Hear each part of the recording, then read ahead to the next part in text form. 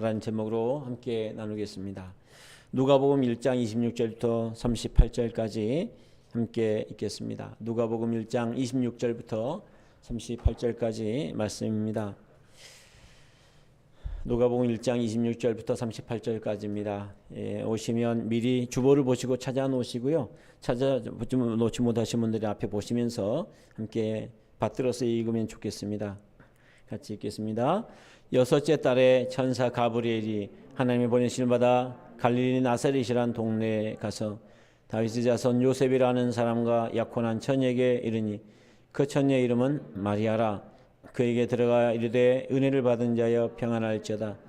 주께서 너와 함께 하시도다 하니 처녀가 그 말을 듣고 놀라 이런 은사가 어찌함인가 생각하며 천사가 이르되 마리아여 무서워하지 말라. 내가 하나님께 은혜를 입었느니라. 보라 내가 잉태하여 아들을 낳으리니 그 이름을 예수라 하라. 그가 큰 자가 되고 지극히 높으신 이의 아들이라 일컬어질 것이요 주 하나님께서 그 조상 다윗의 왕위를 그에게 주시리니 영원히 야곱의 집을 왕으로 다스리실 것이며 그 나라가 무궁하리라. 마리아가 천사에게 말하되 나는 남자를 알지 못하니 어찌 이 일이 있으리이까. 천사가 대답하여 이르되 성령이 내게 임하시고 지극히 높으신 이의 능력이 너를 덮으시리니 이러므로 나실 바 거룩한 이는 하나님의 아들이라 일컬어지리라. 보라 내 친족 엘리사벳도 늙어서 아들을 배었느니라. 본래 임신하지 못한다고 알려진 이가 이미 6달이 되었나니 대저 하나님의 모든 말씀은 능하지 못하심이 없느니라. 마리아가 이르되 주의 여정이 오니 말씀대로 내게 이루어지이다 하며 천사가 떠나가니라. 아멘.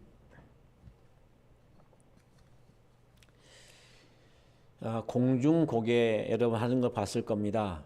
높은 공중에서 사람들이 그네를 타고 왔다 갔다 하기도 하고 그리고 잡고 타던 그네를 놓고 높이 뛰어올라서 상대방의 줄을 잡고 있는 상대방에게 날아가서 그 상대방이 그의 손을 잡아주는 뭐 그런 이제 공중고개를 봤을 겁니다. 그 공중고개를 할 때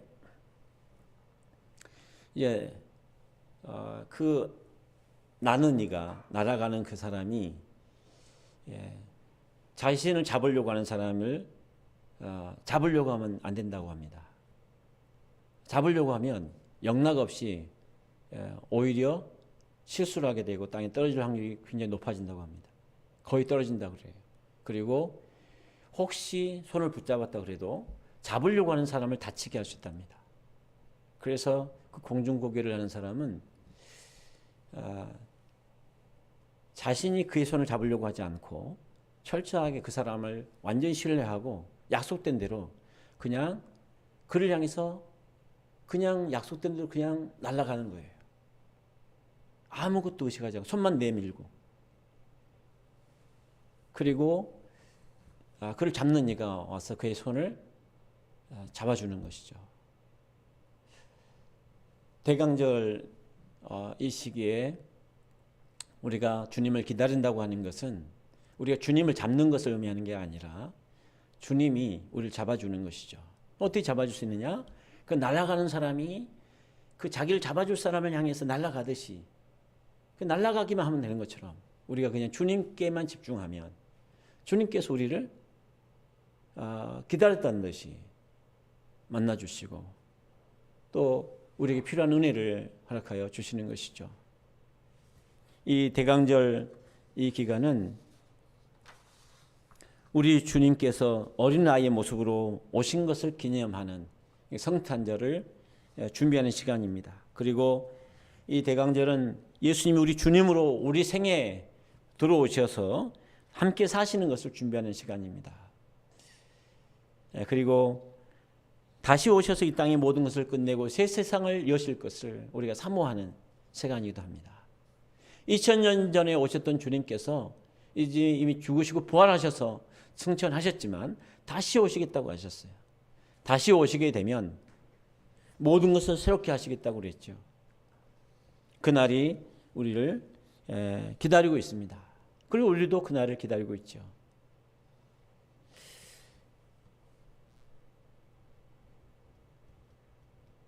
오늘 설교 주제는 말씀은 이루어진다라는 내용입니다.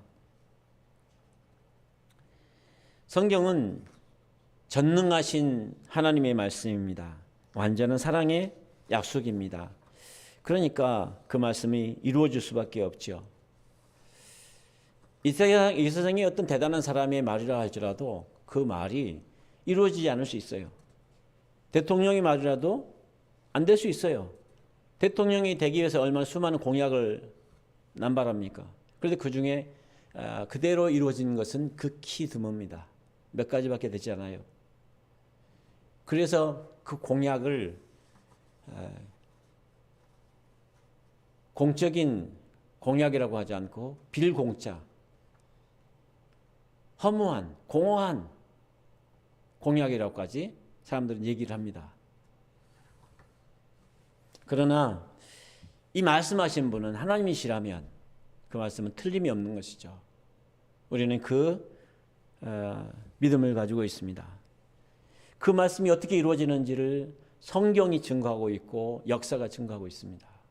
그리고 여러분도 우리가 주님 만났을 때 그 말씀을 경험했을 것입니다.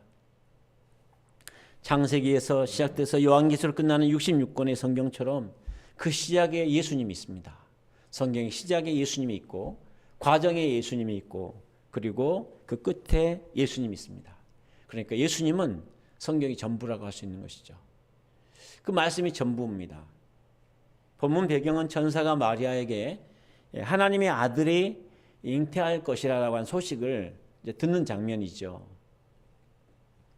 하나님의 천사장 가브리엘이 가장 정결해야 될 약혼 기간에 가장 열악한 그 갈릴리 지역에서도 산에 있는 그 나사렛이라고 하는 작은 마을에 찾아옵니다.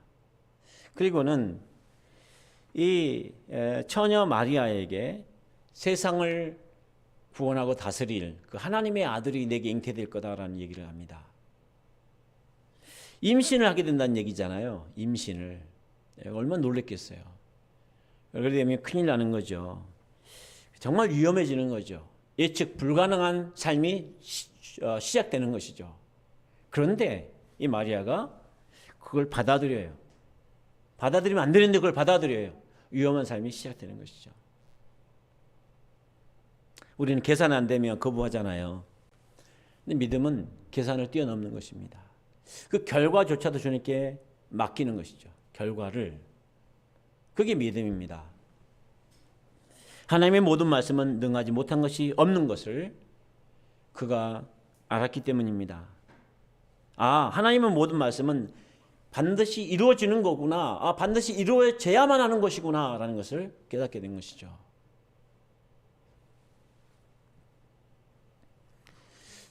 제가 그 연수 갔을 때 그 중에 한 분이 우리나라 국회에서 일을 많이 하셨던 분이더라고요. 그래서 그분이 이제 실제로 대통령이 됐던 분을 적극적으로 도와서 선거운동을 많이 해보신 분이에요. 근데 그분이 그런 얘기를 하더라고요.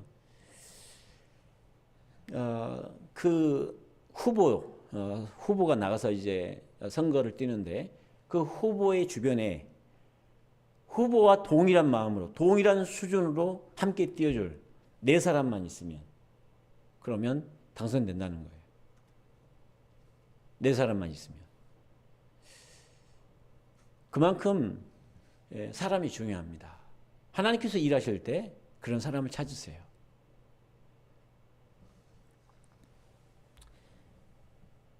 그리고 그것이 반드시 이루어졌으면 좋겠다. 그 공약이 또 그가 이루려고 하는 그 나라, 그 세상을 함께 꿈꾸는 사람이 4명만 있다면 그렇다면 많은 게 달라진다는 것이죠. 하나님께서는 지금도 하나님과 함께 하나님의 꿈을 꿀 그런 사람들을 찾고 있습니다. 그들을 통해서 말씀을 이루는 것이죠. 하나님의 말씀은 반드시 이루어질 겁니다. 그런데 누구를 통해서 이루어지느냐? 그것을 사모하는 사람을 통해서 이루어지는 것이죠. 예수님은 말씀으로 오십니다. 예수님은 태초에 말씀이다 그랬습니다. 함께 읽어보겠습니다. 태초에 말씀이 계시니라. 이 말씀이 하나님과 함께 계셨으니 이 말씀은 곧 하나님이시니라. 그가 태초에 하나님과 함께 계셨고. 아멘. 지금 마리아에게 임신되려고 하는, 그 잉태되려고 하는 그 아기는 태초부터 계신 분이세요. 그리고 하나님과 함께 계시는 분이세요. 그래서 곧 하나님이세요. 말씀으로 오신 하나님, 그분이 바로 예수님입니다. 그분이 지금 마리아에게 태중에 잉태되시겠다라고 얘기하시는 겁니다. 그런데 이분은 태초부터 계셨던 분이세요. 그리고 이분이 자기 뜻을 모세와 선지자들에게 자기 자신을 계시하셨던 분입니다. 그분이 마리아에게 오시겠다는 것이죠. 이스라엘과 마리아가 기다린 메시아는 말씀으로 오셨습니다. 그리고 또 우리에게도 말씀으로 오십니다. 저도 어떤 기적을 체험해보기도 하고 기도응답도 많이 받았지만 마지막에 남는 것은 말씀밖에 없습니다. 그리고 말씀으로 확정을 해주시는 것이죠. 우리는 늘 그런 태도를 가져야 됩니다. 히브리서 1장 1, 2절에 보면 그런 말씀을 하시죠. 옛적에 선지자를 통하여 여러 부분과 여러 모양으로 말씀하신 하나님이 이 마지막 날에는, 이 모든 날 마지막에는 아들을 통하여 우리에게 말씀하셨다라고 얘기합니다. 아들을 통하여. 예수님을 통하여 우리에게 말씀하신다는 거죠. 말씀으로 오셔서 우리에게 친히 말씀하실 그 예수님에 대한 얘기입니다. 그래서 마리아에게 지금 잉태되어서 자신의 사명을 감당하시고 또 하나님께서 말씀하신 그 모든 것을 성취하실 그분의 그 말씀이 그 말씀 그대로 나에게도 이루어지기 원합니다 라고 우리는 고백해야 됩니다.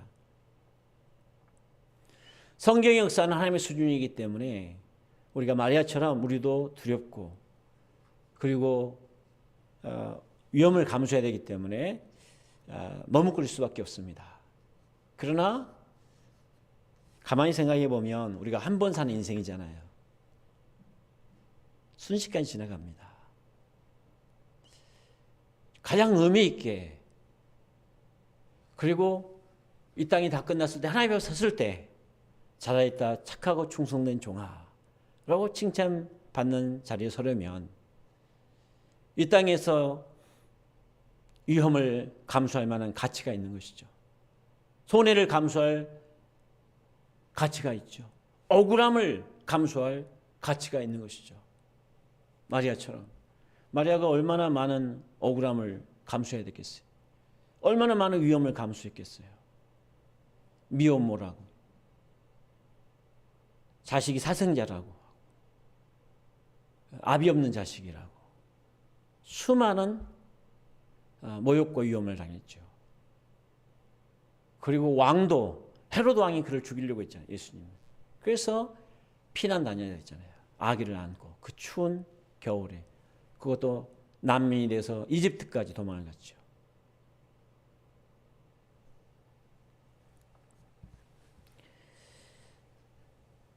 이 말씀이 마리아에게 임했던 것처럼 우리에게도 임합니다. 그런데 그 말씀이 우리에게 임할 때 우리가 말씀대로 내게 이루어지길 원합니다라고 하면 태초부터 있던 하나님의 말씀이 우리에게도 역사합니다. 그 수준이 하나님의 수준이기 때문에 너무너무 두려우세요. 너무 크기 때문에. 근데 마리아는 어떻게 그게 가능했을까요? 마리아가 가능했다면 우리도 가능하죠. 할렐루야. 그것은 영광입니다. 예수님은 창조의 말씀입니다. 요한복음 1장 3절 이어서 함께 봅시다. 만물이 그로 말미암아 지은 바 되었으니 지은 것이 하나도 그가 없이는 된 것이 없느니라. 처음 세상을 창조하실 때 예수님도 함께 하나님 아버지와 함께 세상을 창조하셨어요. 성령과 함께.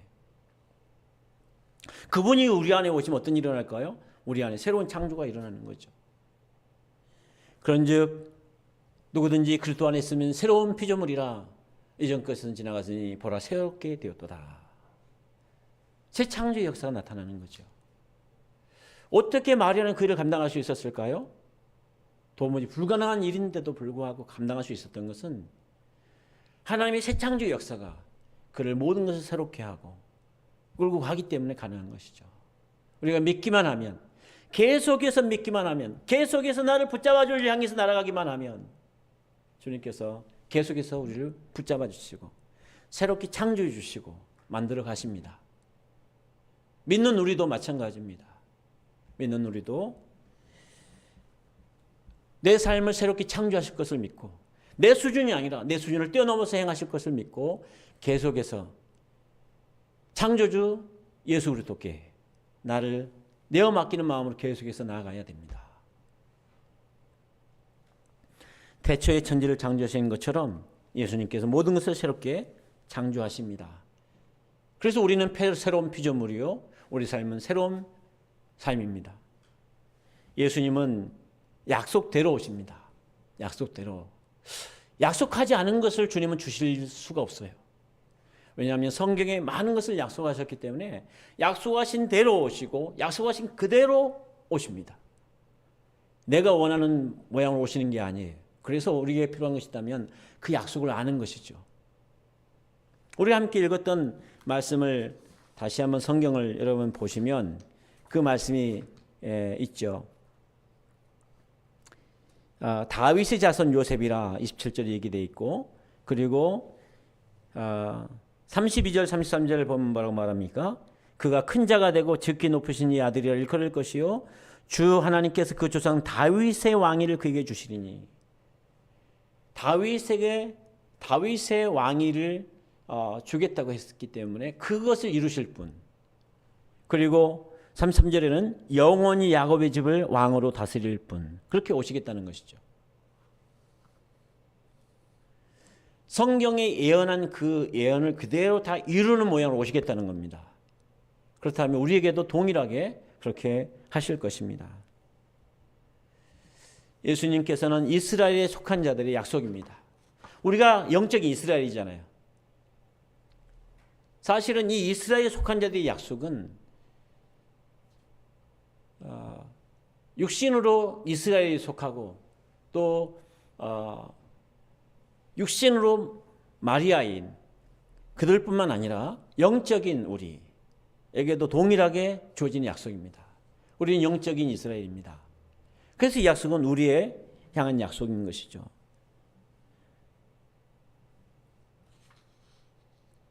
창세기 28장 13절 14절 함께 읽어보겠습니다. 또 본즉 여호와께서 그 위에 서서 이르시되 나는 여호와니 너의 조부 아브라함의 하나님이요 이삭의 하나님이라. 땅의 모든 족속이 너와 내 자손으로 말미암아 복을 받으리라. 아멘. 이 말씀은 야곱이 형 에서를 피해서 도망을 가다가 베델에서 환상 중에 하나님 만나죠. 잠을 자다가 그 꿈에 하나님 만나고 그때 하나님께서 그 야곱에게 약속하신 말씀입니다. 나는 너의 조부 아브라함의 하나님이다. 이삭의 하나님이다. 그런 얘기를 하면서 내가 너와 너희 자손을 통해서 모든 족속이 복을 받게 하겠다. 그 약속을 주십니다. 그 모든 족속이 누굽니까? 우리죠.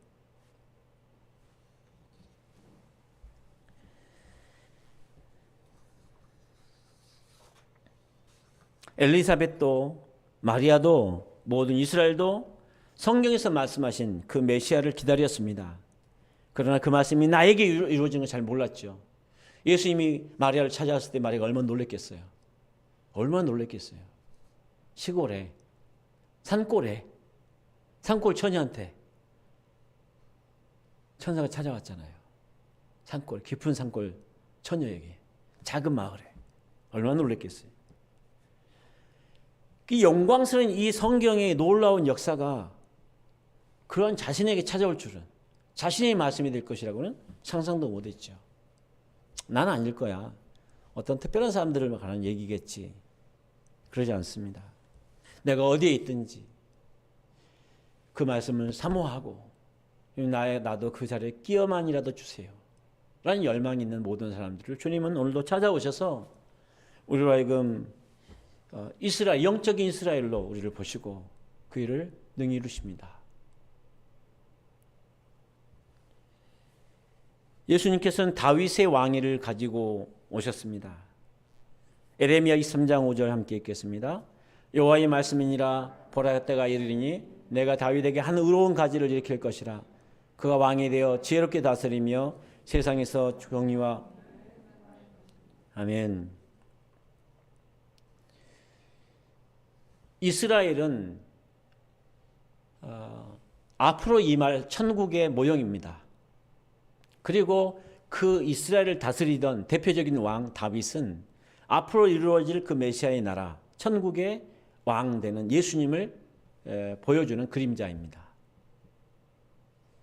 그러니까 이스라엘은 이 땅에 존재했지만 모형으로서 존재한 거예요. 앞으로 임할 하나님의 나라를 보여주고 있습니다. 그런데 그 실제로 그분이 오셨다는 거예요. 이전에 이스라엘 그 왕 다윗 왕국을 통해서 또 다윗 왕을 통해서 보여줬던 그 예언된 그분이 오셨다는 거예요. 그 나라도 임했다는 것이죠. 이제 임신하게 될, 마리아를 통해서 임신하게 될 이 예수님을 통해서 그 일이 이루어질 거라는 겁니다. 그래서 그 예수님을 우리가 영접하게 되면 우리 안에 그 일이 일어나는 것이죠. 그분이 우리 안에 오셔서 우리를 다스리시죠. 그분이 계시면 그분이 통치하시기 때문에 거기가 천국이죠. 나라의 의미는 나라 국자를 쓰잖아요. 나라는 통치를 의미합니다. 이 대한민국은 헌법으로 통치를 하잖아요. 통치. 그 경계가 있잖아요. 통치가 미치는 영역. 그게 대한민국이잖아요. 그래서 우리 안에 오시면 우리 삶을 통치해 주십니다.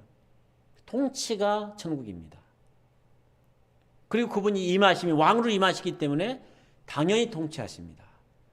나하고 노는 게 아니에요. 물론 놀기도 하시죠. 그러나 통치하시면 노십니다.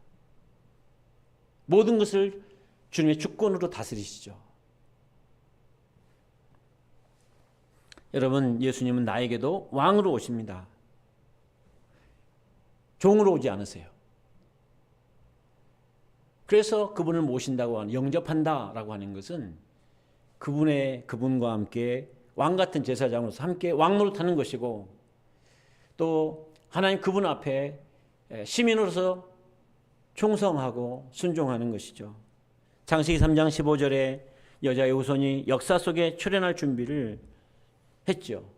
그래서 한 사람은 아브라함을 선택하고, 아브라함 이후에 야곱을 선택하고, 또 야곱 이후에 12지파 중 유다 지파를 선택하고, 유다 지파의 다윗을 선택하고, 그리고 요셉이라고 하는 한 총각, 그 한 남자의 자녀의 계보로 왔고, 마리아도 그 다윗의 계보입니다. 유다 지파입니다. 오늘도 그 약속을 기다리는 사람들을 하나님은 찾고 계십니다. 이 대강절에 그런 은혜를 함께 있기를 소망합니다. 예수님은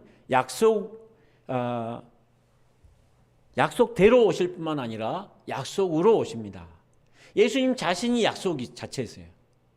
그래서 우리가 그분을 받아들이면 그분과 함께 산다는 얘기는 약속이 있는 삶 자체가 되는 거죠. 주님 약속하셨어요. 하나님께서 그들이 오셨어요. 근데 왜 오셨느냐? 약속이 되어 주시려고. 그래서 그분을 모시고 사는 사람은 약속을 가진 사람이 되는 것입니다. 우리는 약속 있는 삶입니다. 예수님은 믿는 사람들이 약속입니다. 믿지 않으면 그것이 약속이 우리 것이 될 수 없어요. 여러분, 약속이라고 하는 것은 믿어야 내 것이 되잖아요. 믿어야. 누가 약속을 줬는데 안 믿어. 믿음이 안 가. 그러면 그 약속을 향해서 내가 움직이지 않잖아요. 그럼 그 약속은 내 것이 될 수가 없죠. 누가복음 1장 45절 뭐라고 말합니까? 주께서 하신 말씀이 반드시 이루어지리라고 믿은 그 여자에게 복이 있도다. 엘리사벳이 자기에게 나오는 그 마리아를 향해서 축복하는 얘기입니다. 어떻게 믿을 수 있었느냐? 너 참 복이 있다라는 것이죠. 너에게 있는 그 믿음이 참 복이 있다라고 축복하고 있는 이야기입니다. 여러분, 믿음이 복입니다. 할렐루야. 마리아가 천사가 전해준 하나님의 아들을 잉태하는 것을 받아들인다라고 하는 것은요, 죽을 각오를 해야 돼요. 그 옛날에 산골 마을 다 서로 아는데, 작은 마을인데 거기서 남자 없이 아이를 임신했어요. 그 정혼 기간에 이스라엘 사람들은 특히 그 정혼 기간을 굉장히 중요시했습니다. 오죽했으면 요셉이 가만히 끊고 자 있어요. 가만히 드러내지 않고 오죽했으면 내가 문제 삼지 않겠다. 그러나 나도 이거 눈 감고 다 넘어갈 수는 없다. 요셉조차도 그런 상황이었어요. 아무도 보여줄 수 없는 상황이에요. 그런데도 불구하고 마리아는 믿었습니다. 죽음을 각오하고 믿었어요.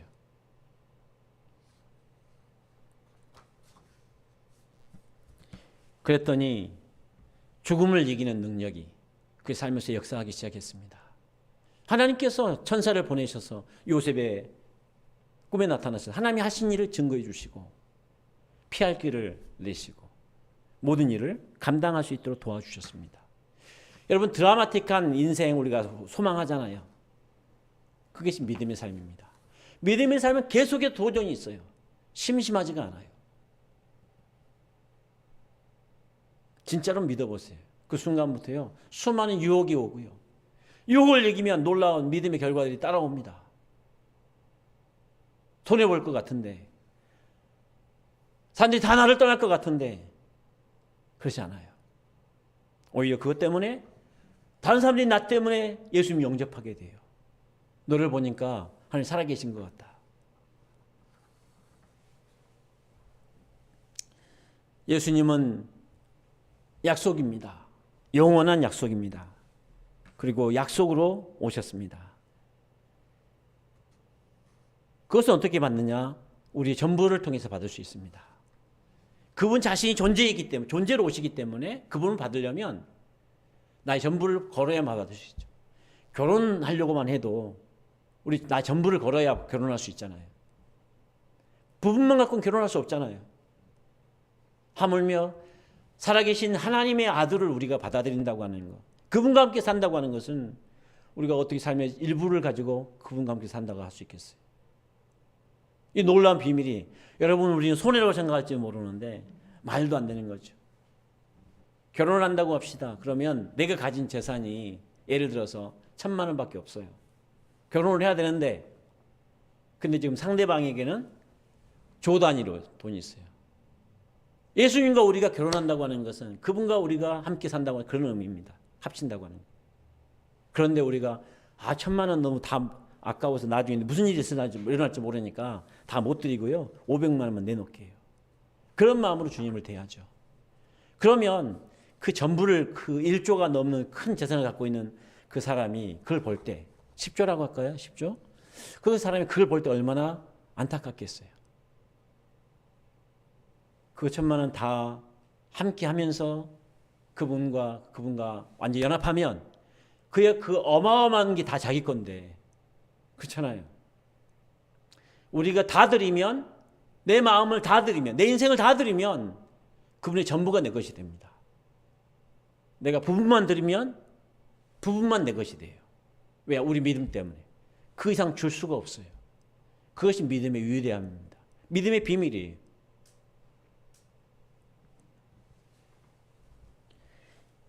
주님은 기다리는 사람들이 약속입니다. 믿는다고 하면서 기다리지 않는다면 그건 진정한 믿음이 아니죠.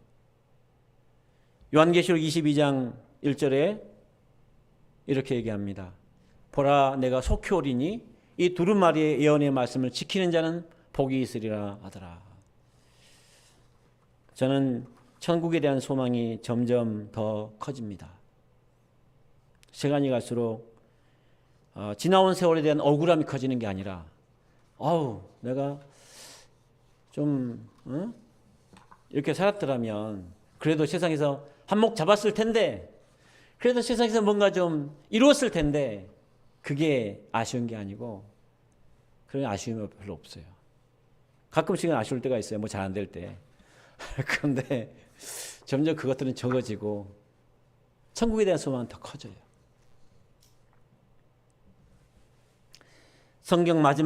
마지막 그 요한계시록의 마지막 장의 시작을 이렇게 얘기하고 있습니다. 먼 훗날 이야기 같지만 우리 인생이 얼마나 짧습니까? 그렇게 보면 모두에게 예수님은 누구에게나 속히 오시는 것이죠. 여러분, 신랑을 기다리는 10처녀 이야기를 알잖아요. 5처녀는 기름을 충분히 준비하고 신랑을 기다렸습니다. 그러나 또 다른 5처녀는 그냥 그때 쓸만한, 그때밖에 못 쓸 기름 등불을 준비했어요. 그래서 신랑이 왔을 때는 이미 기름이 부족해가지고 함께 못 들어갔어요. 이 정도면 되겠지. 여러분, 이 정도면 되겠지가 어디 있어요. 여러분의 신랑이, 상대방이 어떤 마음으로 결혼을 준비했으면 좋겠어요. 배우자가 어떤 마음으로 나에게 헌신했으면 좋겠어요. 나에게 전부를 걸고 헌신했으면 좋겠잖아요. 상대방이 자기 자신을 다 줬으면 좋겠잖아요. 조금이라도 자기 마음을 남겨놓지 않고 다 줬으면 좋겠잖아요. 그것이 연합의 원리입니다. 예수님은 기다리는 사람에게 약속으로 오십니다. 약속이 되어 주십니다. 그래서 여러분, 말씀을 붙들고 다시 오실 예수님을 기다리십시다. 마리아가 그런 사람이었기 때문에 주님이 오신 거예요. 마리아가 그런 사람이 아니었으면 주님이 오실 수가 없어요.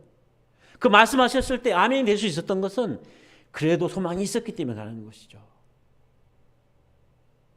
무디 목사님이 청년이었을 때 믿음이 생겼다가 없어졌다가 생겼다가 없어졌다가 그러는 거예요.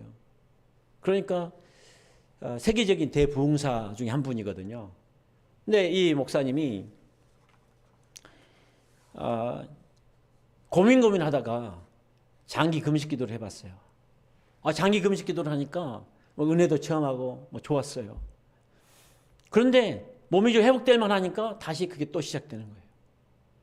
해결이 안 돼요. 다시 금식하면 또 괜찮다가 금식이 끝나면 다시 또 원위치가 되는 거예요. 잘 안 돼요. 그래서 놀라운 역사를 막 일으키고 다니는 부흥사를 쫓아다녔어요. 그랬더니 그와 함께 있으면 너무너무 뜨겁고 좋은데 또 떠나면 자기 삶으로 돌아가면 여지없이 또 똑같아지고 이게 뭐야. 나중에 절망을 했어요. 그때 그가 로마서 10장 17절 말씀에 부딪혔습니다.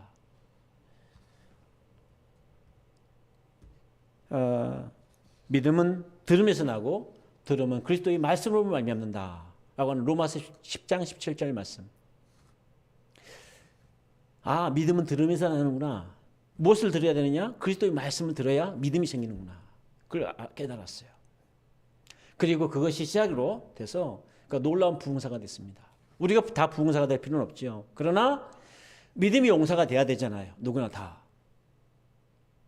마리아처럼 말씀대로 내게 이루어지길 원합니다라고 고백했던 마리아처럼 내가 그런 사람이 되려면 우리 안에 말씀이 있어야 돼요. 유대인들은 늘 말씀을 묵상했던 민족이거든요. 말씀을 암송하고 묵상하고 애우고.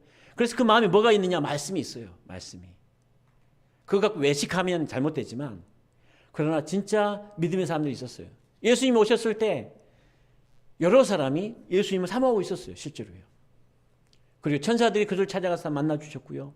예수님 오신 것을 보여주셨어요. 목자들도 있었고 동방박사들도 있었고요. 그리고 선지자들도 있었어요. 그 당시에. 많은 사람이 있었어요. 여러분, 우리도 그 중에 한 사람이 될 수 있기를 바랍니다. 주님의 말씀대로 내게도 이루어달라 기도하십시다. 이게 얼마나 큰 축복인지 모릅니다. 엄청난 도전이 따를 수 있고요. 위험이 따를 수도 있어요. 그러나 여러분 이 땅에 사는 동안 이것이 우리한테 없다면 우리 신앙이 얼마나 진부하겠어요. 얼마나 재미가 없겠어요. 정말 재밌게 신앙생활 하는 것은요, 모험의 연속이어야 돼요. 모험의 연속. 진짜 재밌게 사는 사람 보세요. 모험의 연속이에요. 하도 재미가 없으니까 모험을 쫓아다녀요. 목숨 걸고 쫓아다녀요. 왜 재밌게 살고 싶어서.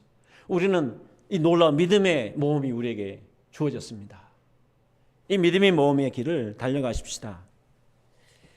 그래서 마지막으로 당부하고 싶은 것은 성경 읽도 갑시다. 끝까지 여러분 12월 31일까지 성경을 놓지 말고 계속 읽으십시다. 기도하면서 성경 계속 읽으시고 내 마음에 말씀을 가득 찰 수 있도록. 생각에도 말씀이 차 있어요. 여러분 우리 안에 있는 생각, 염려, 걱정, 근심들 그게 나한테 도움이 되던가요? 이길 수 있는 방법이 없어요. 그 생각들이 나를 도와주지 않아요. 끊임없이 나를 공격하고 넘어뜨립니다. 내가 나를 위한다고 생각할 수많은 생각들, 판단들 그게 나한테 이뤄놓지도 도움이 안 돼요. 근데 말씀을 채우면 채울수록 우리는 부유해집니다. 우리는 마리아처럼 말씀대로 내게 이루어지다라고 하는 그 믿음을 가지고 살 수 있게 됩니다. 아, 그리고 인생은 정말 말씀밖에 없구나 알게 되고요. 말씀이 있는 곳에 하나님의 임재가 있고 은혜 받은 자여라고 하는 그 천사의 축복이 은혜 받은 자여 내가 평안할지어다라고 했던 그 축복이 우리에게도 임하는 것입니다. 말씀이 있는 곳에 하나님의 은혜가 임하고 말씀을 가진 사람이 바로 하나님의 은혜를 받은 자입니다. 이 은혜 받은 자로 살아가는 우리 삶이 될 수 있기를 축복합니다. 우리 이제 좀 기도했으면 좋겠습니다. 여러분 말씀을 읽으시면 연말에 통독상이 있습니다. 벌써 공짜가 아니잖아요. 그죠? 상이 있잖아요. 그죠? 그리고요. 자동으로 영분별이 생겨요. 저거 성경에서 없는 얘기인데 분별이 생겨요. 저도 그렇게 해서 영분별을 얻었습니다. 그리고 영적이고 육적인 치유도 일어나고요. 성경의 구속사가 열립니다. 내가 그 속에 함께 살게 되고요. 하나님 마음이 부어집니다. 얼마나 감사한지 몰라요. 성경에는 하나님 말씀이 하나님의 마음이 그 속에 있잖아요. 얼마나 재밌는지 몰라요. 그 말씀이 보이기 시작하면. 그 은혜를 여러분 사모하십시오. 이 시간 함께